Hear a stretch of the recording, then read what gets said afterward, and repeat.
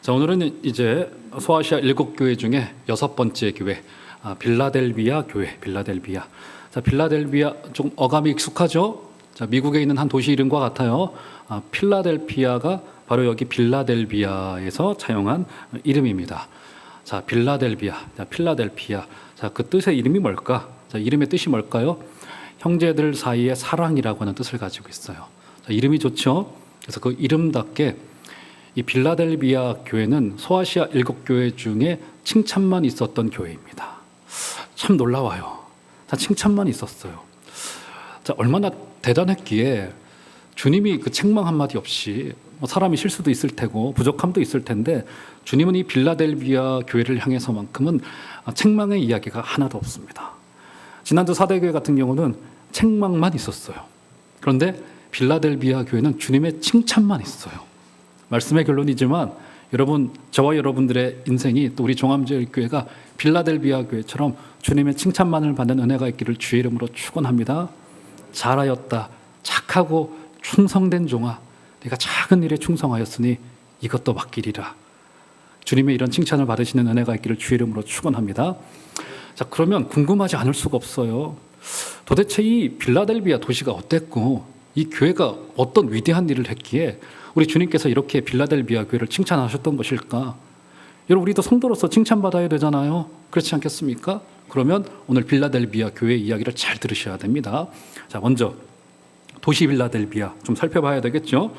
자, 빌라델비아가 위치한 그 지역은 로마 제국 내에서 교통과 통신의 요지였습니다.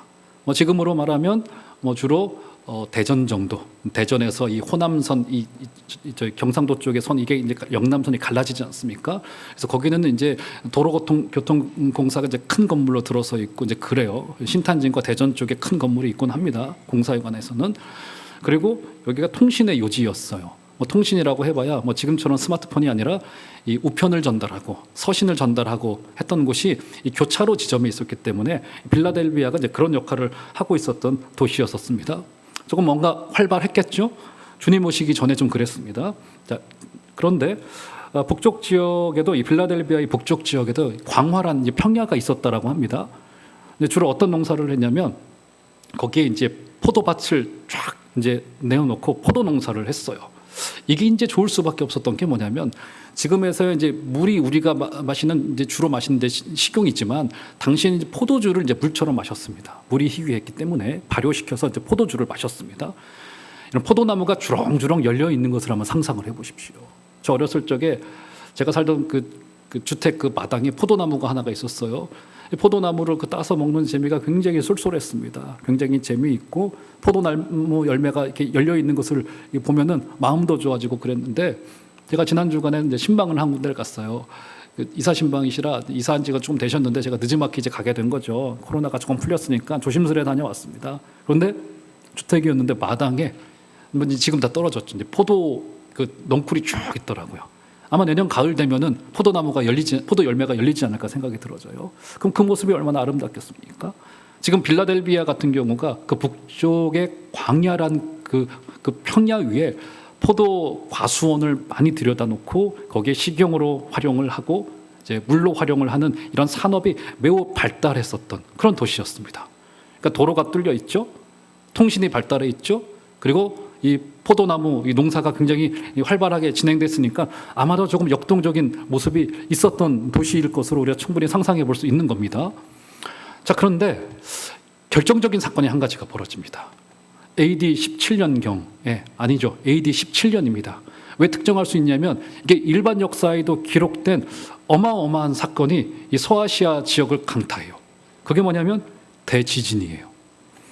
소아시아의 12도시가 주로 피해를 받았는데 그중에서 이 빌라델비아가 특별히 큰 타격을 받았습니다. 왜냐하면 빌라델비아 도시 자체가 위치한 곳이 지진 때 위였기 때문에 가장 큰 타격을 받았어요. 일본과도 같이 그런 지역이었던 것 같아요.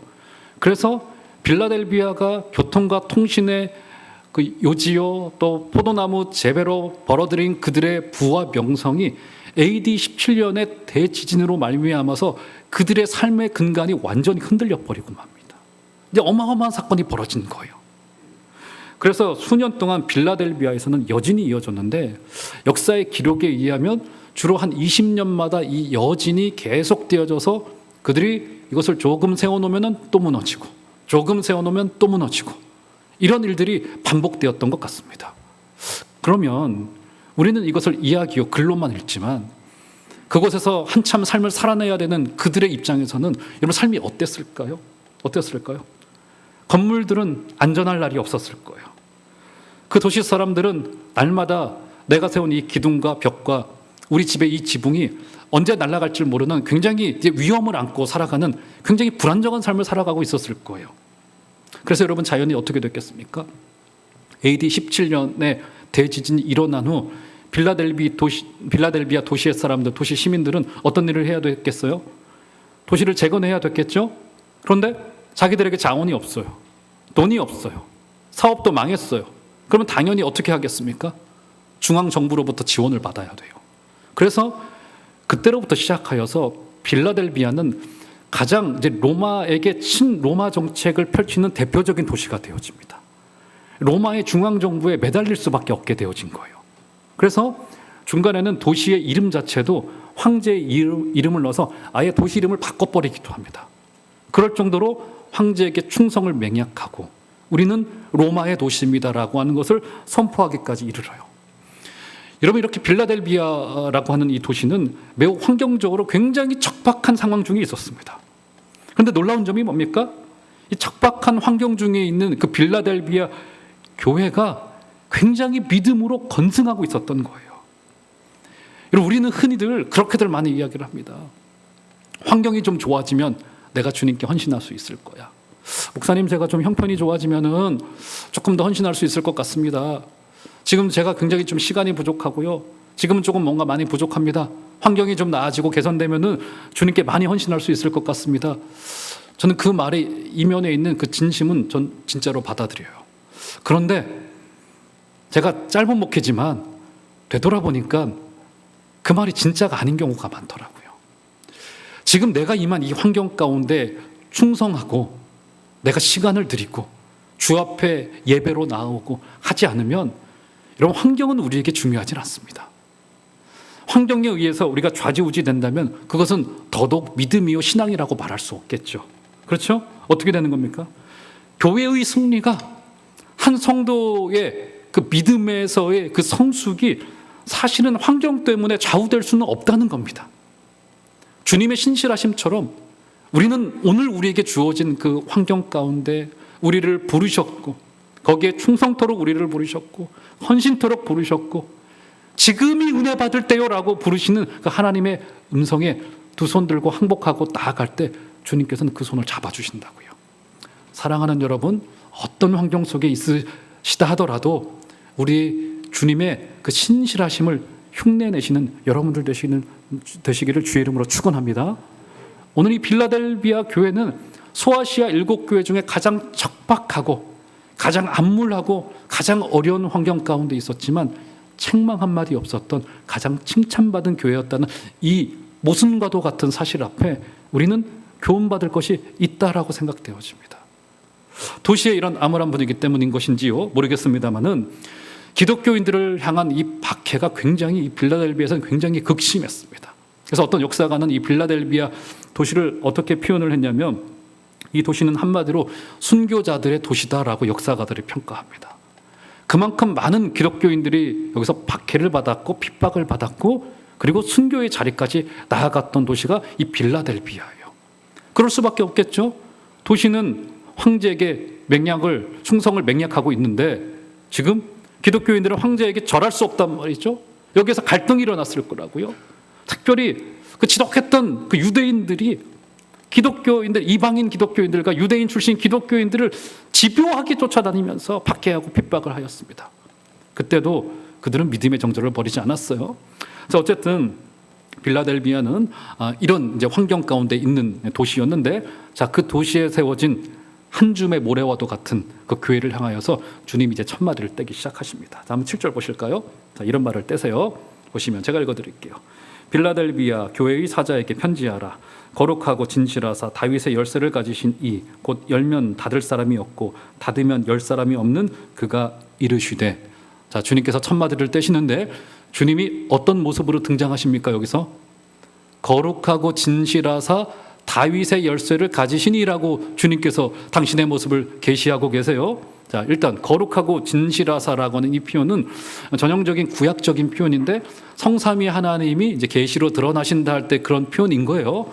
자, 그런데 그 뒤에 표현이 중요하죠. 그 뒤에 표현 어떻게 등장합니까? 주님이 무엇을 가지셨다고요?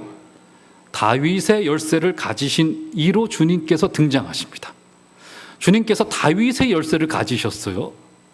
다윗의 열쇠를 가졌다는 것이 어떤 의미일까요? 다윗이라고 하는 말은 다윗의 혈통을 따라오신 그분이라고 하는 뜻이겠죠. 그분의 손에 뭐가 들려 있는 겁니까? 그분의 손에 열쇠 구름이 하나가 들려져 있는 거예요. 열쇠 구름이 하나가. 메시아이긴 메시아신데 그분이 다윗의 혈통을 따라오신 분이신데 그분의 손에 열쇠가 하나 들려져 있어요. 자, 열쇠. 얼마 전에도 등장했었죠, 여러분. 한 2달 전인가요? 제가 마태복음 16장을 통해서 주님께서 내 교회를 세우시겠다고 말씀하시고 그 교회는 음부의 권세가 침범에 들어오지 못하겠다고 약속하여 주셨고, 그리고 교회가 권세를 하나 가지고 있었죠. 그게 뭡니까? 가지고 있었던 것이 뭐죠? 네? 뭐라고요? 천국 열쇠. 모른 척 하시는 거죠? 네, 들어서 다 기억나는데도 그러리라고 믿고 있겠습니다. 뭡니까? 교회에게 천국 열쇠를 줬어요. 교회가 열면 열리고요. 교회가 닫으면 닫혀요. 그래서 우리의 말씀에 대한 헌신은 중요한 거예요. 우리가 전하면 구원이 이루어지고요. 우리가 전하지 않으면 구원이 이루어지지 않아요. 이 교회에게 주신 권세란 거라고요. 그렇기 때문에 늘 이 열쇠라고 하는 것은 이 권세를 상징합니다. 권세. 그렇잖아요. 우리 교회에도 여러 군데 문들이 있고 열쇠 코너미들이 있는데 제가 이제 대부분의 열쇠들을 다 가지고 있는데 몇 군데를 제가 가지고 있지는 않은데 그 대표적인 것 중에 하나가 뭐냐면 식당 열쇠. 식당은 제가 열 수 없어요, 함부로. 거기 냉장고 함부로 열면 안 됩니다, 거기. 맞죠, 여러분? 열쇠는 뭘 상징하는 거예요? 그 문을 열고 닫을 수 있는 권세를 상징해요, 권세. 지금 무슨 의미로 주님께서 다윗의 열쇠를 소유하신 분으로 등장하고 계신 걸까요? 어떤 의미예요? 우리 그리스도께서 다스리신다는 거예요. 지진이 일고 정치의 폭정은 날로 더하여져 가고 있고 기독교인들은 박해의 자리로 가고 있는 듯 우리의 눈에 비춰오지만 주님이 어떤 분이신 거라고요? 그 가운데 주님이 지금 또 다스리고 계신다는 거예요. 사랑하는 여러분, 우리의 믿음의 눈이 열어져서 지금 세상이 온통 쓰나미처럼 흘러가고 있고 세속의 물결이 가득해 보이는 이 세상 한가운데에서라도 우리 주님께서 다스리고 계시고 지진이 일어나고 폭정이 더해가는 이때에도 우리 주님이 열쇠를 쥐고 계신 왕이신 것을 볼 수 있는 믿음의 눈이 열려지시기를 주의 이름으로 축원합니다. 주님이 그렇게 등장하시는 거예요. 너희들 힘들지?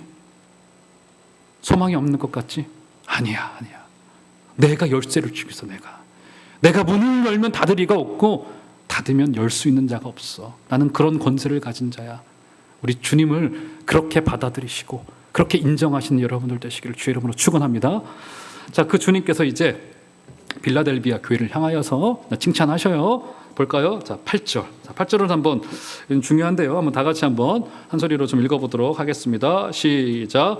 볼지어다 내가 내 앞에 열린 문을 두었으되 능히 닫을 사람이 없으리라.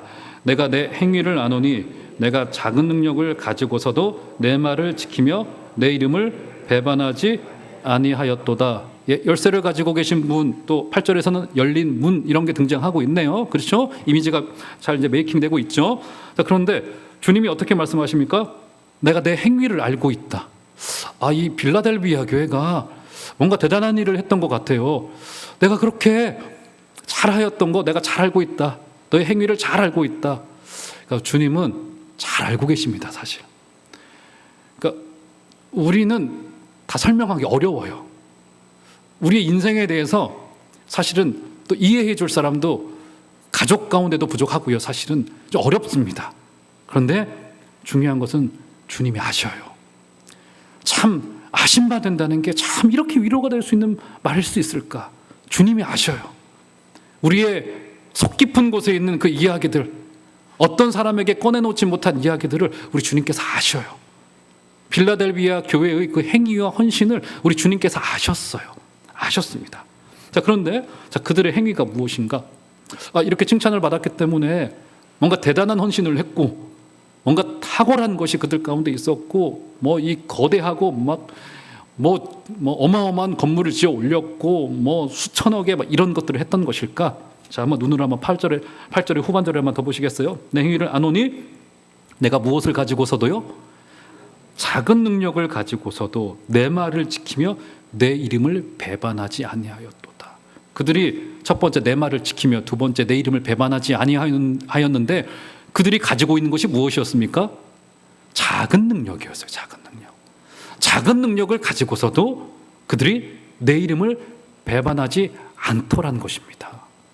그러니까 작은 능력을 가졌다라고 하는 것이 어떤 의미를 가지고 있냐면 그들의 은사가 작았다, 그들의 달란트가 작았다 이 말이라기보다는 빌라델비아 교회 자체가 그 사회 속에서도 그렇고 어땠냐면 전혀 그 사회가 신경 쓰지도 않을 만큼의 굉장히 작은 그룹이었다는 것을 우리가 알 수 있는 대목이기도 합니다. 그러니까 빌라델비아 교회는 내세울 것 없는 굉장히 작은 교회였었어요. 그래서 작은 능력이라고 하는 말이 뭐냐면 여러분 마이크로라고 하는 말 아시죠? 마이크로 입자는 눈에 보이지도 않습니다.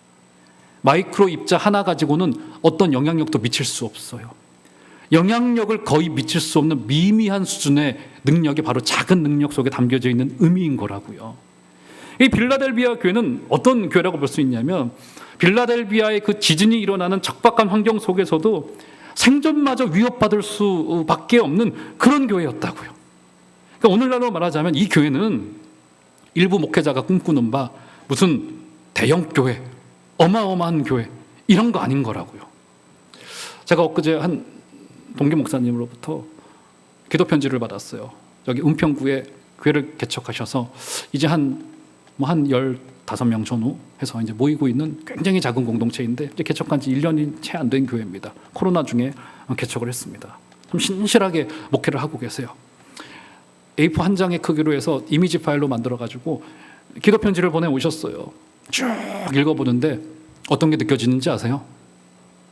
교회에 대한 자부심이 대단하세요. 그게 맞아요, 여러분. 여러분, 우리 종암제일교회도 그렇고 은평구에 있는 그 교회도 그렇고 우리가 교회를 바라볼 때 우리 인식의 전환이 필요합니다. 어떤 전환이 필요하냐면 우리 종암제일교회는요, 전 세계에 있는 교회들 중에 n분의 1 교회가 아니에요. 우리 총회에 있는 수천 교회의 교회 중에 하나의 교회가 아닙니다. 우리 총회 안에 있는 여러 유명 교회들이 있어요. 그 교회가 대표하는 게 아닙니다. 교회를. 왜 교회를 지교회라고 말합니까? 왜 지역교회라고 왜 이야기를 해요? 이게 굉장히 중요한 개념이에요. 그래서 사실은 교회 이름을 지을 때는 그 지역의 이름을 넣는 것이 더 성경적입니다. 요새는 워낙에 종암동만 하더라도 종암자 들어가는 교회들이 많기 때문에 교회 이름을 그렇게 짓지 못하는 게 이제 이해는 될 수 있죠.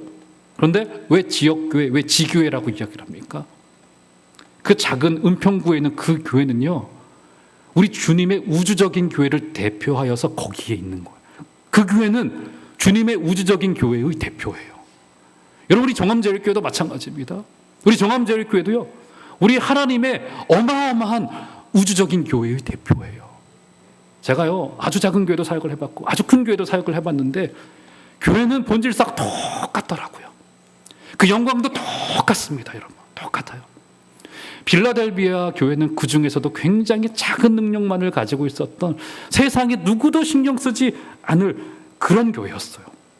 그런데 작은 능력을 가지고 있었던 빌라델비아 교회는 주님의 칭찬만이 있었습니다. 지난주에 살폈던 4대 교회, 어떤 교회였다고 말씀드렸습니까? 부요했던 교회였어요. 4대 자체가 금자원이 풍부했어요. 도시 자체가 풍요로웠고 아마 교회도 풍요로웠을 때고요. 그리고 살았다 하는 명성을 저 교회 역동적이네, 대단한 일을 하고 있네 하는 칭찬을 들었던 사람들로부터는 그런 교회였습니다. 그런데 주님이 4대 교회에게는 책망만을 하셨고 작은 능력을 가지고 있었던 미미했던 빌라델비아 교회를 향하여서는 주님이 칭찬만을 하셔요. 이 구도가 어떻게 된 구도일까요? 물론 이것을 절대적인 원리로 가져갈 수는 없습니다. 작은 교회만이 무조건 옳고 큰 교회는 무조건 잘못다. 이 도식도 잘못되는 거예요. 그런데 이 가운데 교훈은 있는 겁니다. 이 교훈은 제가 말씀드리지 않더라도 여러분 잘 아시리라 생각되어집니다. 사랑하는 여러분, 모든 것이 거대한 것에, 숫자에 함몰되어지고 위대한 것에 함몰되어지는 이 시대 속에서 작은 능력을 가졌던 빌라델비아 교회를 칭찬하셨던 주님의 음성에 귀 기울이시는 여러분들 되시기를 주의 이름으로 축원합니다. 여러분, 우리가 살고 있는 이 시대는요, 많은 부분이 이 자이언트 신드롬에 완전히 함몰되어져 있습니다. 모든 것이 엘리트화되어져 있어요. 이제 한 3, 4개월 후면은 대통령 선거이지 않습니까? 제가 정치 이야기 해드리려고 하는 것은 아니고, 저 같은 경우는 성향이 어떤 성향이냐면 이제 후보자들이 결정이 됐잖아요. 그럼 저는 제가 할 수 있는 모든 것을 다 털어서 그 사람의 정책, 그 사람의 살아온 길 다 털어봅니다. 저는. 그리고 결정을 해요. 다 엘리트예요. 이제까지 살펴보니까. 군소정당의 후보들만 하더라도 다 엘리트입니다. 다 엘리트예요. 그런데 우리가, 저도 그렇고 서민으로서 느끼는 답답함이 있어요. 어떤 답답함입니까? 왜 이렇게 공감을 못하지? 왜 그 공부 많이 하시고 위대한 일을 많이 하신 저분이 왜 공감을 못하시지? 왜 이해를 못하시지? 이런 느낌이 들 때가 많아요. 그런데 곰곰이 생각해 보면 그게 당연한 거예요. 이해 못합니다. 왜요? 19살에 한 번의 시험으로 인생을 결정합니다. 거의 로또 맞은 것이나 마찬가지예요. 그리고는 좁디 좁은 길을 걸어오면서 자신의 길을 걸어온 것뿐인 거라고요. 그리고는 우리는 그들에게 나라를 바뀐다고 하고 있어요. 기도하지 않을 수가 없는 거예요, 여러분. 공감을 못하는 것은 당연한 겁니다. 어떻게 보면은 이해가 될 수밖에 없어요. 그렇죠? 무슨 말입니까? 이런 미국에서도요, 한때 미국 교회가 그런 운동을 벌여봤어요. 교회에서 엘리트를 키워내요. 그래서 뭐 영적으로 뿐만이 아니라 이 사회적으로도 이제 이 우수한 자원들을 길러낸단 말이죠. 그리고는 그 사람들을 좋은 대학에 보내서 뭐 법조계에도 보내고 정계에도 보내고 재계에도 보냅니다. 그러면 사회가 변화될 것이다라고 하는 단순한 도식을 가지고 있었습니다. 그런데 우리는 이미 한국 교회도 그렇고 미국 교회도 그렇고 그 길을 따라갔었어요. 근데 우리가 받아든 성적표, 지금 이미 성적표 우리 손에 안에 와 있잖아요. 어떤 성적표입니까, 여러분? 참담하기 그지없습니다. 사회는 변화되지 않았고요. 교회는 더 코너로 몰려져 있고요. 지금 상황에서 지금 세상 사람들은 교회를 비합리적인 집단이요, 기득권층이요, 이렇게 매도되고 마는 결과를 성적표로 손에 얹고 있다고요. 안타까운 결론이죠. 자, 그러면 우리는 어떻게 해야 될 것인가? 여러분, 시편 8편 2절에 보시면, 우리 본문을 한번 띄워줘 보시겠어요? 스크린에. 자, 한번 보시면 이런 말이 등장합니다. 시편 8편 2절 보시면, 네, 시편 8편 2절. 준비가 안 됐나요? 시편 8편 2절. 네, 이렇게 말합니다. 주의 대적으로 말미암아 어린아이들과 젖먹이들의 입으로 권능을 세우시며 이는 원수들과 보복자들을 잠잠하게 하려 하심이니이다. 예, 지금 하나님의 사람들 앞에 대적들이 있고 원수들이 있고 보복자들이 있어요. 자, 대적자들, 원수들, 보복자들 대단하겠죠. 자, 이 문제를 해결해야 됩니다. 맞죠, 여러분? 그들은 칼을 들고 오고 있어요. 그런데 주님이 이 문제를 해결하기 위하여 누구를 세우십니까? 주의 대적으로 말미암아 누구를 세워요? 어린아이들을 세웁니다. 어린아이들이 누굽니까? 누구예요? 저 경상도 말로 얼라들이, 얼라들, 애들. 그리고 더 나아가서 젖먹이들을 세웁니다. 젖먹이들. 만 2살이 되지 않은 젖먹이들을 세워요. 그런데 주님께서 내놓으신 해결책이 뭐냐면, 원수들 앞에 어린아이들과 젖먹이들을 세운다고. 어린아이들과 젖먹이들을. 여러분, 이 문제 해결될 수 있겠습니까, 여러분? 주님께서는 아주 작은 능력을 가지고 있는 어린아이들과 이 젖먹이들을 세우신다고요. 그러면서 주님께서 어린아이들과 젖먹이들의 무엇으로 권능을 세우시겠다고요? 입으로. 그렇죠? 성경 말씀 보세요. 어린아이들과 젖먹이들의 무엇으로요? 입으로. 자, 그럼 제가 한번 여쭤볼게요. 자, 애들하고 젖먹이들은 입으로 뭘 합니까, 여러분? 입으로 뭘 해요? 애들 키워보셨으면 아시잖아요. 애들 뭐 하죠? 뭐 합니까? 노상 달라고 합니다. 내놓으래요. 부모는 늘 은행이에요. 내놓으시오, 주시오, 달라고 합니다. 맞죠, 여러분? 그게 맞는 거예요. 근데 부모니까. 맞죠, 여러분? 우리는 어린아이들과 젖먹이들과도 같아요. 우리가 할 수 있는 게 뭡니까? 주 앞에 달라고 해야 됩니다. 우리의 기도를 기다리고 계세요. 우리의 하나님을 향한 은총을 구하는 우리의 태도를 요구하고 계십니다. 사랑하는 성도 여러분, 작은 능력을 가지고 있었던 빌라델비아 교회가 승리할 수 있었던 원동력이 바로 여기에 있습니다. 사랑하는 성도 여러분, 우리 어린아이들과 젖먹이들로서 주 앞에 우리의 믿음을 간구하고 주 앞에 능력을 구하시고 이 어려움의 때 하나님의 은혜를 구하시는 여러분들 다 되시기를 주의 이름으로 축원합니다. 그래서 빌라델비아 교회가 작은 능력을 가지고서도 승리하고 칭찬만을 받을 수 있었던 교회였던 거라고요. 자, 그러면서 이제 주님의 최종적인 부탁과 약속, 자, 이런 약속을 두세요. 자, 11절 보시면, 자, 3장 11절 보시면, 내가 속히 오리니 내가 가진 것을 굳게 잡아 아무도 내 면류관을 빼앗지 못하게 하라. 예, 주님께서 이 빌라델비아 교회에게 내가 오시겠다고 이야기를 합니다. 내가 오시겠다고. 제가 이제 6번째 교회까지 오면서 이 이야기는 자, 매번 등장했던 것이었지만 언급하지 않았는데, 자, 빌라델비아 교회를 비롯하여서 지금 6번째 교회로 뭐 에베소 교회로부터 시작해서 빌라델비아 교회로까지 오는 동안에 늘 주님께서 어떤 걸 말씀하시냐면 주님께서 우리에게 오시겠대요. 주님의 도래를, 한자말로 도래라고 이야기해요. 주님의 도래를 말씀하십니다. 내가 너희에게 가겠다. 내가 너희에게, 그들 교회편은 주님의 오심이죠. 주님의 오심, 주님이 가시겠다고 해요. 우리에게 오시겠다고 이야기를 합니다. 늘 오시겠다고 이야기를 해요. 자, 그런데 빌라델비아 교회에게는 주님의 오심이 복이에요. 그렇죠? 그 뒤에 이야기를 읽어보면.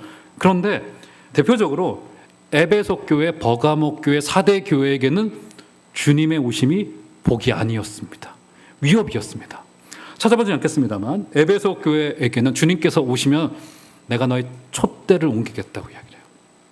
버가모 교회에게는 그리스도께서 검을 들고 그 교회와 싸우시겠대요.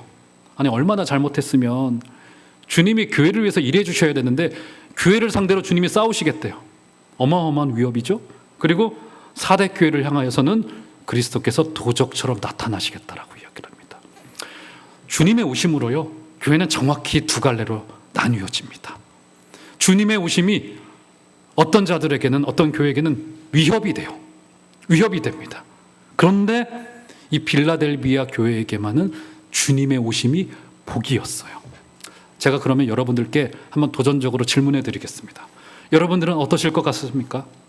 오늘 밤 만약 주님이 진짜로 오신다면 에베소, 버가모, 사대 교회처럼 당황하시겠습니까? 아니면 빌라델비아 교회처럼 주님의 오심이 기다림이요, 소망이요, 기쁨이요, 복이겠습니까? 사랑하는 여러분, 주님이 우리에게 다가오실 때 아멘, 주 예수여 어서 오시옵소서, 이렇게 말할 수 있게 되시는 여러분들 되시기를 주의 이름으로 축원합니다. 이러지면 안 되잖아요. 주님이 오시는데 당황해요. 아니, 왜 벌써 오시고 아직은 내가 준비 안 됐는데, 이러면 안 되잖아요. 사랑하는 여러분, 주님의 오심이 여러분들에게 복이시기를 주의 이름으로 축원합니다. 자, 그러면서 마지막 약속 12절 한번 보시겠어요? 12절, 이기는 자는 내 하나님 성전에 무엇이 되게 해주겠다고요? 기둥이 되게 하여 주겠다라고 말합니다. 자, 우리로 주님께서 성전에 기둥 삼아 주시겠다라고 하는 말이에요. 자, 지진으로 늘 흔들리던 도시 가운데 이 성도들을 향해서 기둥 삼아 주시겠다라고 하는 이 말씀은 굉장히 적실하고 굉장히 필요한 말씀이었을 것 같아요. 자, 그러면 자, 성전의 기둥이 어떤 뜻일까? 이게 중요한 거죠. 단순히 뭐 안전하게 지켜주겠다 이것을 넘어서서 자, 기둥이 어떤 뜻일까? 자, 구약의 예루살렘 성전, 솔로몬 성전에 기둥 둘을 세웠죠. 기억나시나요? 그 기둥 둘의 이름도 있었어요. 자, 성경을 한번 보실까요?